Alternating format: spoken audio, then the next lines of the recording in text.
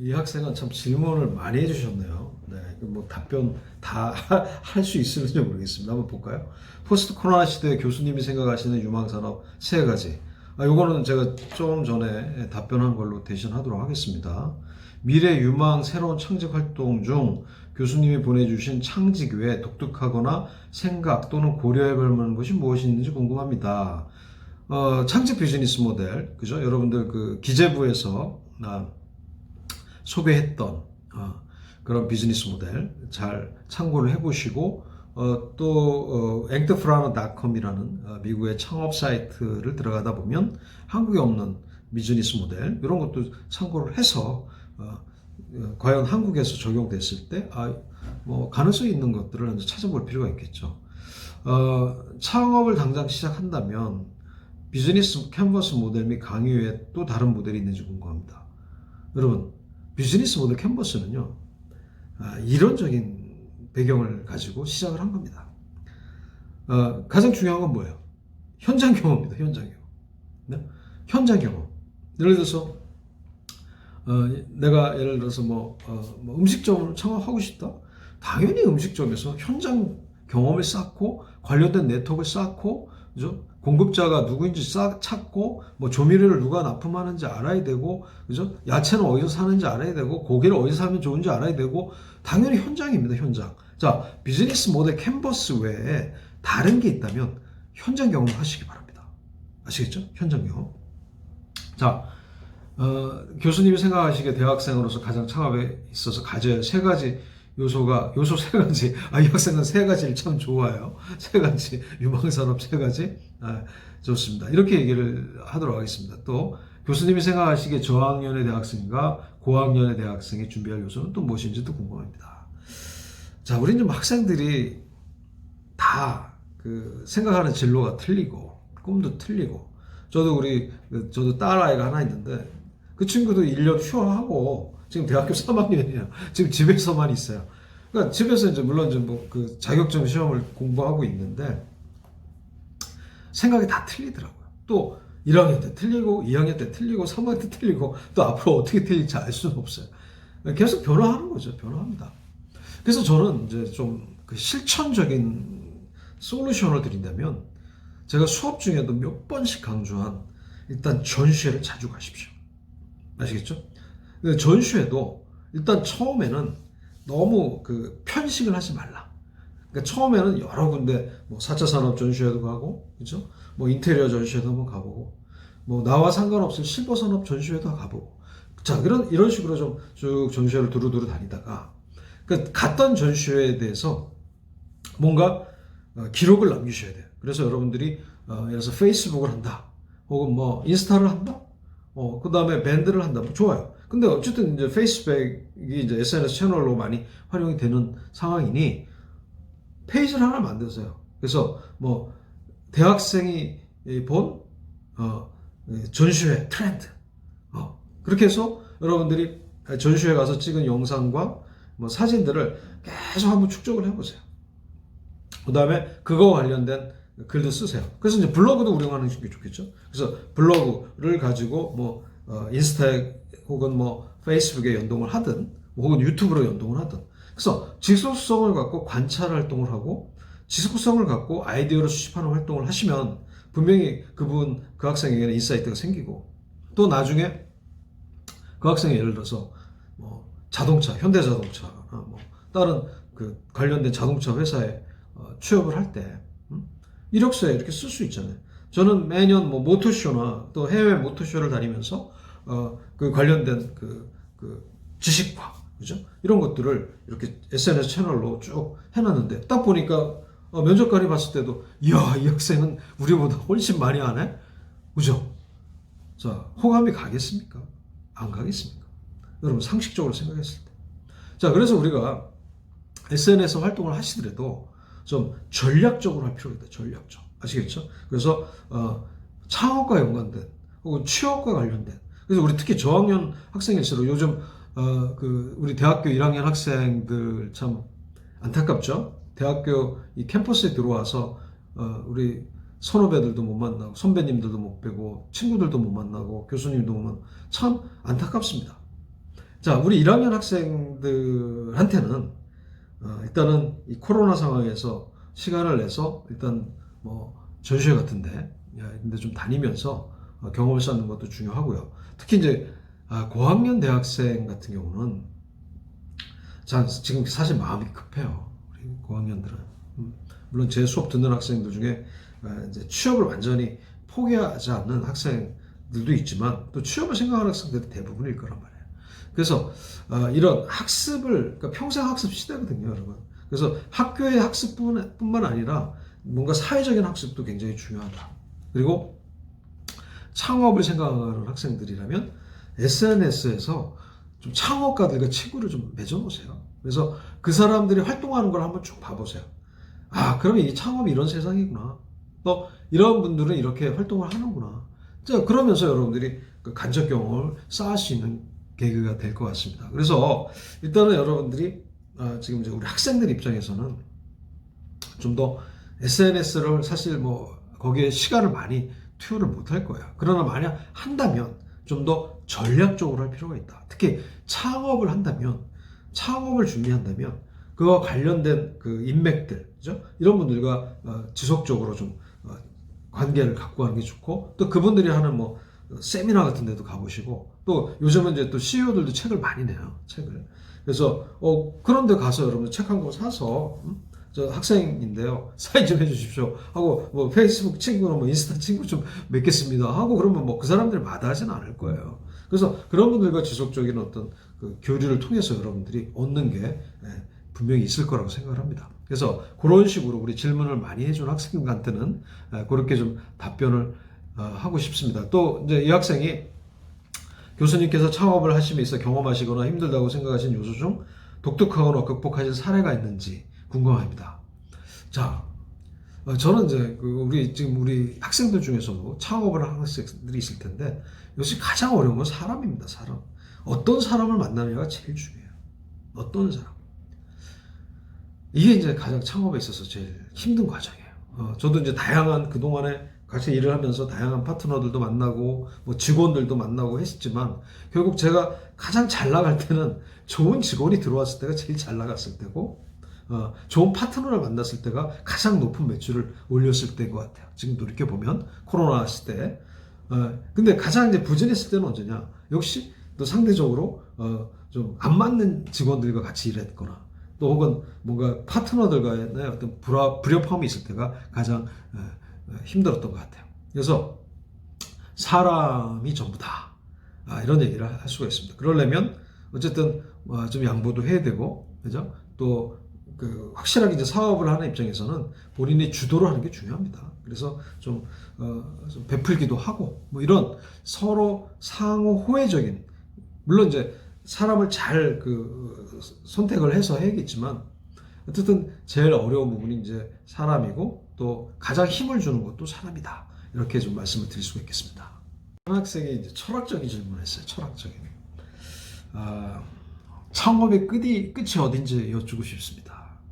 막연히 창업에 대해 생각하다 창업 이후의 미래를 생각할 때 아득해지는 면이 있습니다. 추상적이긴 하지만 창업의 끝을 질문하고 싶습니다.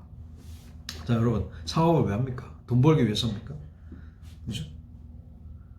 그렇게 생각하세요? 제가 만나본 이제 창업가들, 물론 이제 당연히 수익 창출과 또 회사를 키워가는 뭐 열정을 갖고 하죠. 결국 궁극적인 거는 행복이라고 생각합니다. 행복. 자, 행복하기 위해서 창업을 한다 생각을 해보세요. 뭐 그런 생각을 한번 가져보십시오. 그러다 보면 나이는 결코 창업의 제한 조건이 아니다. 여러분들은 20대잖아요. 그러니까 20대니까 도전할 수 있는 겁니다. 도전할 수 있을 때 도전을 해보는 거예요. 그러나 도전에는 나이 제한이 없다는 겁니다. 자, 한번 도전을 해보셨습니까, 여러분? 어떤 성과를 내보신 적이 있으세요? 이제 무에서 유를 만들어 보신 적이 있나요? 혹은 내가 창업을 함으로써 다른 사람들에게 도움을 주신 적이 있나요? 자, 이런 것들을 한번 생각을 해보시라는 거죠. 물론 우리는 학생이기 때문에 뭐 아직은 이제 뭐 그런 단계는 아닙니다만 우리 학생들 중에 창업자가 있어요. 지금 우리 수업을 듣고 있는 학생 중에 아주 멋있게 창업하는 우리 학생들도 있어요. 그 학생들은 나름대로 열정과 그죠? 고집과 자부심을 갖고 지금 하고 있습니다. 그러나 이제 그러다가도 이제 실패를 경험하기도 하고 또 큰 성공을 거두기도 합니다. 결국 창업은 끝은 도전하지 못했을 때가 창업의 끝이 아닌가 생각합니다. 저는. 자, 창업가는요, 여러분, 에너지가 넘치는 사람들이에요.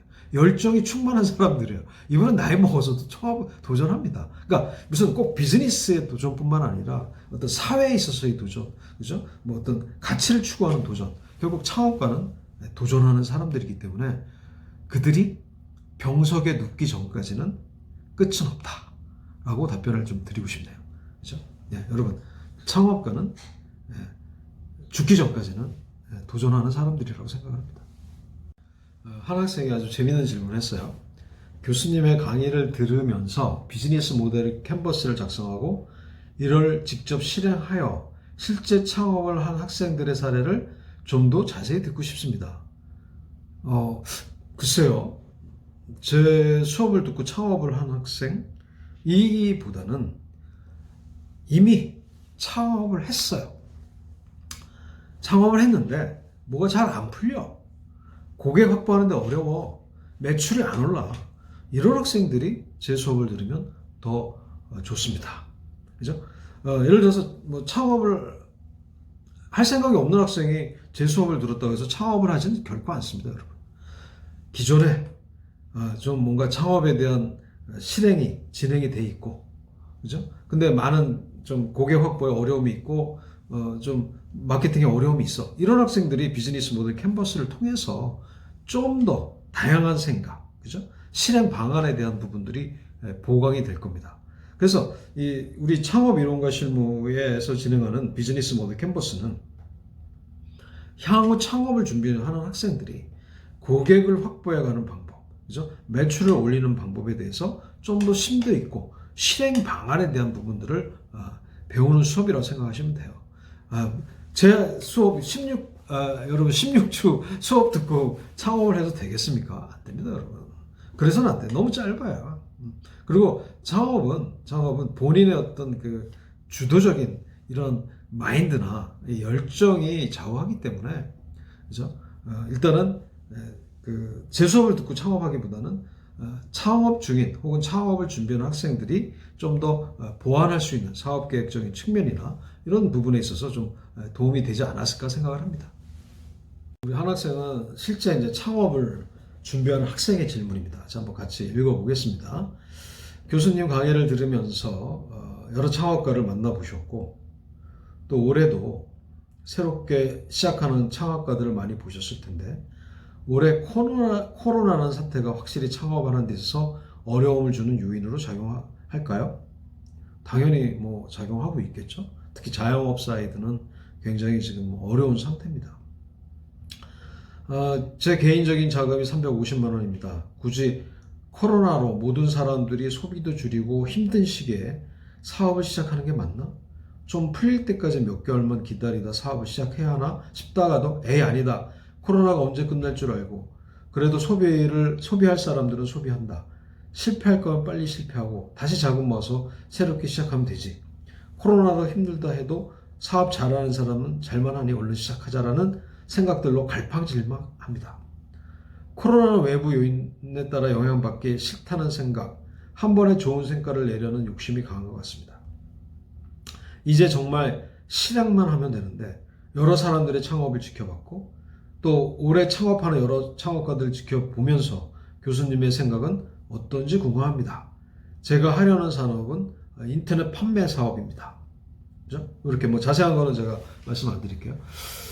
자, 그래서 이제 뭐 벤치마킹 사이트도 보시고 하는데, 자, 일단 준비가 어느 정도 돼 있느냐가 중요하죠.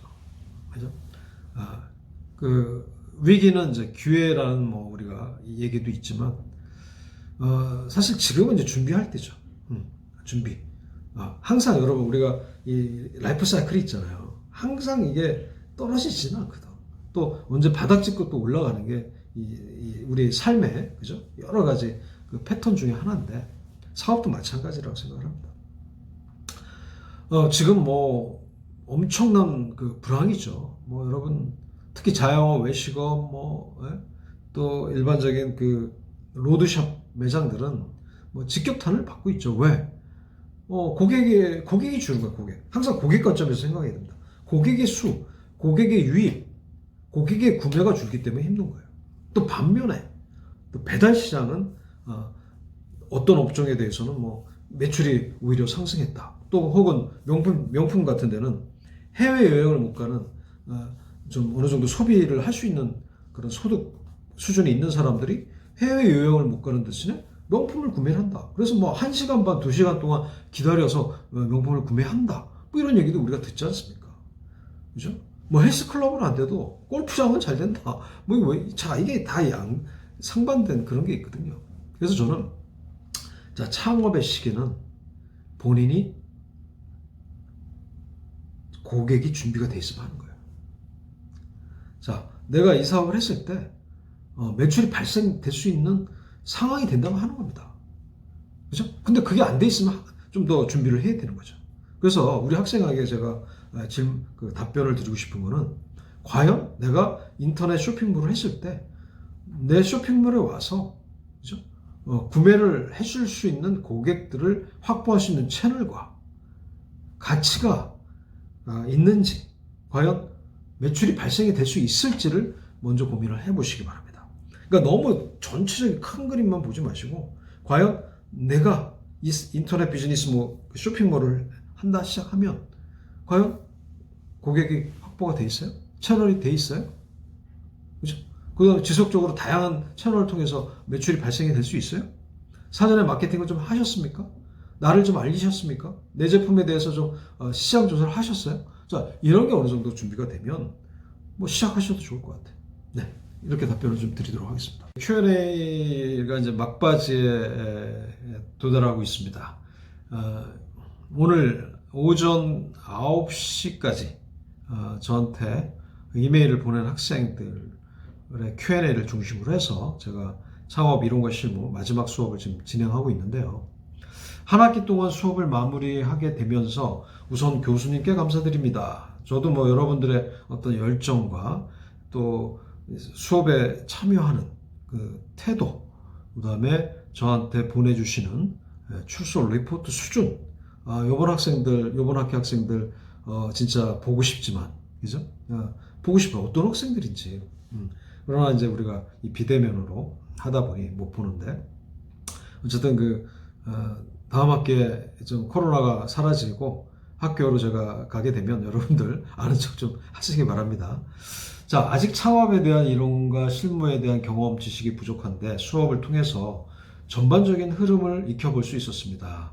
다른 학생들의 비즈니스 캔버스를 보면서 다양한 아이디어와 실제 구체적으로 창업을 진행하고 있다는 학생들로 인해 자극이 되는 수업이었습니다. 맞습니다. 우리 창업 이론과 실무는 프랙티스예요. 이론만 있는 게 아닙니다. 실제 저희 수업을 듣는 우리 대학생 창업자들, 그들의 어떤 겪는 스트레스, 그죠? 그들이 갖는 압박감, 저는 크리라고 생각합니다. 그러나 성취감도 크리라고 생각합니다. 성취감, 그죠? 같은 또래에서 경험해보지 못하는 그 깊은 내공, 저는 알 수 있어요. 저도 창업가이기 때문에. 성취감은 여러분, 그거는 어떤 즐거움보다 커요. 사실 창업을 통해서 이루어지는 것들은요. 자, 이런 것들이 아마 우리 다른 학생들에게도 좀 자극이 된 것 같습니다. 자, 과제를 수행하며 많은 아이디어를 떠올렸고 실제 실행 가능한 여부와 한계, 보완할 부분에 대해서 많이 생각하게 되었습니다. 외식 창업부터 자영업, 기술력이 필요한 스타트업까지 다양한 아이디어를 생각하게 되었고 그 과정에서 공통적으로 발생한 문제는 파트너십이었던 것 같습니다. 맞습니다. 파트너십이죠. 예를 들면 컴퓨터 프로그램의 기술력이 필요한 아이템에서 당장 아이디어는 있는데 기술을 실현시킬 수 있는 믿을 만한 개발자를 만나는 방법, 이런 거죠. 그래서 이번 학기 마지막 질문은 파트너십을 구할 수 있는 방법이나 과정들에 대해서 조언을 부탁드립니다. 그동안 이것저것 대외 활동이나 일정 프로젝트를 진행해 보았으나 처음 열정과는 다른 태도를 보이는 사람들도 있었고 개인적인 많은 사유에서 일이 더 진행되지 않거나 단합이 되지 않는 과정들을 많이 겪었습니다. 이런 부분에서 발전적이고 함께 할 수 있는 파트너십을 쌓는 네트워크나 커뮤니티가 있다면 알고 싶습니다. 제 얘기를 할게요. 저는 1인 기업이에요. 자, 1인 기업인데 파트너십이 없다. 파트너가 없다. 그러면 어떻게 될까요? 이 사업을 지속할 수가 없어요. 결국 일단 가장 중요한 거는 일단 파트너를 선정하기 전에 좀 필터링이 필요해. 검증. 자, 어떤 검증이 필요하냐? 일단 믿을 수 있는 사람인가? 저도 물론 그렇게 선정한 파트너 프로젝트 매니저 중에 저의 뒤통수를 친 사람도 있었어요. 저는 그 대신 이제 그런 경우는 단호하게 처리를 합니다. 물론 한 3번 정도는 기회를 주는데 단호하게 처리를 해요. 같이 일 못하는 거죠.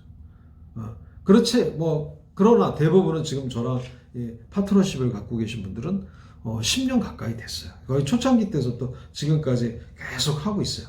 결국은 일단은 검증 과정이 굉장히 필요하다. 그래서 너무 우리 한국 사람들은 그런 게 있잖아요. 빨리 만나고 빨리 헤어져. 빨리 파트너를 맺고 빨리 깨져. 그게 아니라 좀 시간을 갖고 지켜보는 게 중요해요.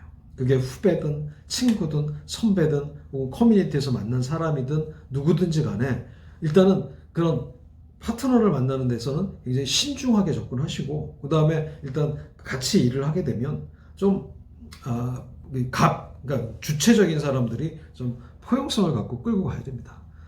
그래서 저 같은 경우는 이제 어떻게 하냐면 수익 배분을 프로젝트 매니저가 더 갖고 가게 구조를 만들어 놨어요. 예를 들어서 저한테 생기는 이익이 100이다. 그러면 60%를 과감하게 프로젝트 매니저에게 제공을 합니다. 자, 그러면 이 프로젝트 매니저 입장에서는 저 사람이 원래 더 갖고 가야 되는데 혹은 똑같이 가져야 되는데 나한테 더 주네? 그거 어떻게 하겠어요? 좀 더 사람은 이해관계에 있어서 양보를 하는구나 해서 좀 더 오래 갈 수 있는 부분이 있어요. 그래서 가장 중요한 거는 일단 필터링이 제일 중요하고 자, 그런 사람들은 계속적으로 단기간에 만나지지는 않는다. 그래서 씨를 많이 뿌려놓는 작업들을 해야 됩니다. 씨를. 그래서 아까 우리 학생 같은 경우는 커뮤니티나 프로젝트 같은 데를 많이 하셨다는데 그런 것도 좀 더 계속 지속적으로 하시면서 인간관계를 계속 갖고 가세요. 가시면서 오랜 시간을 두고 관찰하고 또 서로 경험을 해봐야지 진정한 파트너를 만날 수가 있습니다. 그래서 이거는 시간이 좀 걸린다. 그리고 검증 과정이 굉장히 중요하다. 그리고 한번 좀 어떤 파트너십을 맡게 된다면 가급적이면 오래 갈 수 있는 방안들, 특히 이익 부분에 있어서 좀 양보를 할 필요는 있다. 그러면 그 관계는 오래 갈 수가 있습니다. 결국 사람이 깨지는 거는 욕심이거든요. 욕심 때문에 깨져요. 그래서 어떤 게 진정한 욕심인지를 지속 가능할 수 있는 게 무엇인지를 보시는 게 중요할 것 같습니다. 자, 그래서 어쨌든 여기까지 제가 Q&A를 진행했고요. 여러분 한 학기 동안 아주 열심히 참여해 주셔서 감사드리고 이상 마치도록 하겠습니다.